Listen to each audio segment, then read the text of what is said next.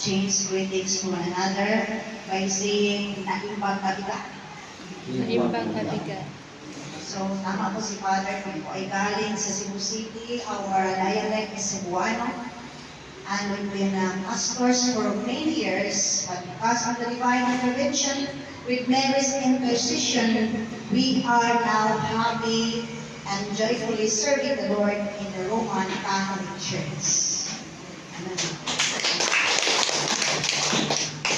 So today, as we believe, according to the teaching of the Catholic Church, that one of the seven sacraments is the Holy Eucharist. Amen. That Holy Eucharist, we can participate and partake in any occasion. One in the church, the Holy Mass, another one during the baptism, and also many other occasions like this, the first anniversary, and to all the families of Mom Jency. This is either a feeling of sorrow for the family. But if we believe that Christ is in us, according to Philippians chapter 1, verse 21, for to me to live in Christ and to die is me. Amen. Kasi kapag mamatay na ang isang tao, no more pain. Amen? Sabihin mo sa katabi mo, no more pain. No more pain. Wala ka ng problema. Pati yung lahat ng utang mo, quits na. Ang magkakaroon ng problema, yung nautangan mo lang. Amen. So, kung gusto ka, hindi ka na mag-problema, one resolution is death. Pero that death, no, hindi yung death na like societal, but the death that is from God's time. Amen. So again, this Holy Mass offering for Mom Jency is one of the most highest form of prayer and worship. The Holy Mass for the dead, for the deceased. So in the Catholic Church, yeah. And this is honoring of God for the deceased. Amen. Atin pong bigyan ng parangal ang Panginoong Diyos sa lahat ng mga lumao. That's why sa ating pagpaparangal sa Kanya, iniimbitahan natin, hindi lang yung ating mga pamilya, kakilala, at ang pinaka-espesyal po dito na imbitado, walang iba si Father Iboy Ilama. Without Father Iboy Ilama, there is no Holy Mass today here in this house. Kaya bigyan natin ng palakpak sa kanya po. Ang tinagoyang singing praise dito sa Manila. Yan po ang ating pagkakilala sa kanya, magaling siyang kumanta at mag-iara. And honoring for the dead or respect for the dead, according to Catechism, the Catholic Church paragraph 1299, that is honoring for the dead or respect for the dead. We, the Catholic faithful, we believe for Christ's resurrection, and that is our hope, that the dead also will be resurrected. Amen. Kaya tayo lahat ay ma-resurrect. Amen. Kaya sabihin mo sa katabi mo, mabuhay kang muli. Mabuhay muli. Ayan. And then, why we honor the dead? Because in the Catechism of the Catholic Church, paragraph 1300, the body, no, na nakahimlay, that is the image of God according to Genesis chapter 1 verse 26. Sabi ng Diyos, let us create man according to our image and likeness. Therefore, yung nakahimlay sa kabao, kawagas yan ng Diyos, kaya dapat po siyang bigyan ng parangal. Amen?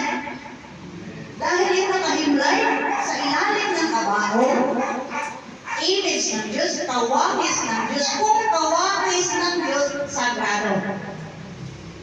Sabihin mo sa katabi mo, sagrado ang mukha mo. That's why we have respect. And the other one, ang nakahimlay dyan sa kabao, that is the temple of the Holy Spirit. Again, it is written in Catechism of the Catholic Church, paragraph 1300. That is the temple of the Holy Spirit. Kaya pinaparangalan at respeto nating mga Katoliko. Inaalala natin ang mga magagandang alaala memories ng mga yumamuna. Lalo na sa nanay ni Ma'am Jensi. Naalala natin yung mga panahon na kasama natin sila. Ako din namatayan na, yung nanay ko wala na rin. Kaya relate po ako sa mga taong may mahal na sa buhay na nauna na sa atin. Kaya pakisabi sa katabi mo, sabihin mo sa katabi mo, sino kaya ang susunod? Whether we like it or not, tayong lahat mamamatay. Okay, again, sabihin mo sa katabi mo, handa ka na ba? Handa ka na ba? Handa na daw. Handa na po. Kapag takot ka, ibig sabihin hindi ka pa handa.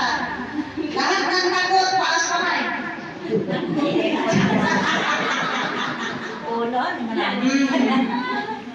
One of our, isa sa mga kasamahan namin pastor, nagtrabaho sa Tel Aviv sa Israel. Siya po ay nawalan ng malay. Pagdating sa ospital, death on arrival. Kaya ang kanyang katawan mula sa Israel, dinala ngayon, hanggang ngayong araw na ito nandoon sa Mindanao. Pastor na kasama namin din na naging Katoliko, nawala na niya. Amen. At kami nagtataka, it was a surprise news for us kasi bata pa, 48 years old, at biglang namatay. Kaya ang kamatayan hindi namimili ng edad.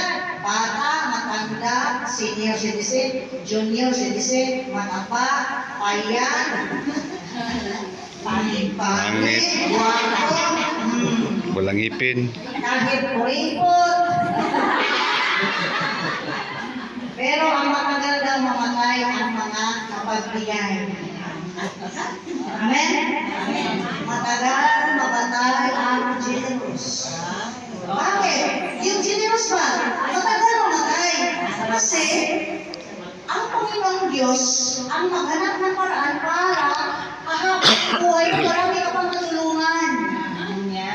That's why, again, in the Catechism of the Catholic Church, the burial of the dead is a charitable works of mercy. Amen. Nakikiramay tayo.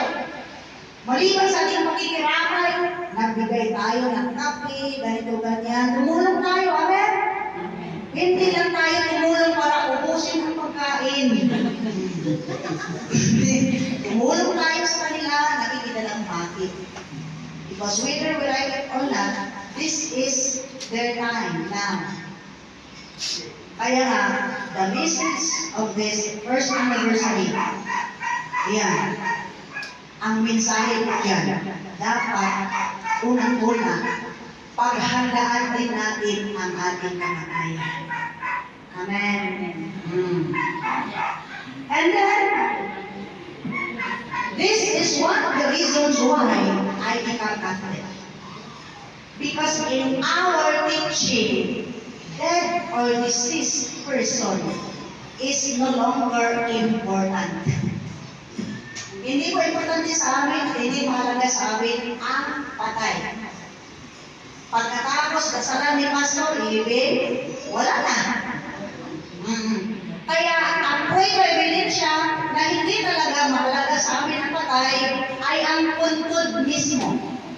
Makilala mo sa sementeryo kung anong reliyon ang puntod na ito. Dahil kung ang puntod merong kandila at mga bulaklak, kasama na yung mga tanduay at apoy, ibig sabihin, ang nakulay doon Katoliko. Yan. Pero kung ang puntod na yan, maruming-marumi, walang linis-linis, ang nandoon, aso lang nakaupo. Ibig sabihin, kapag marumi ang puntod niya, ibig sabihin, ibang masaktayan. Kasi hindi na namin, we do not remember the dead. That's why, hindi kami naniniwala sa November 1 and 2. Amen? Honoring of the dead is remembering for the dead. Yan. Kaya na, maraming buzzers na tanong sa amin, hindi mabasa sa Biblia na dalaw-dalaw yung pagpatay doon sa punto. Hindi na mabasa. Kaya kami ni Brother Bo, as a pastors before now Catholic,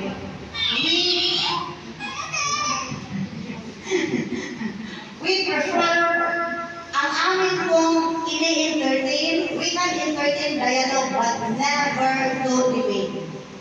Hindi naman natin kailangan na mag-insultuhan tayo rito gamit ang versikulo. Kahit walang versikulo, pwede tayong manindigan sa ating pananampalataya. Kaya ang sagot ko lang sa mga pastors ko na sabi nila wala sa Biblia yung pagdalaw, wala sa Biblia yung pagkalaala sa mga nakatay na. Ang sagot ko po, ganito. Pastor, mamili ka.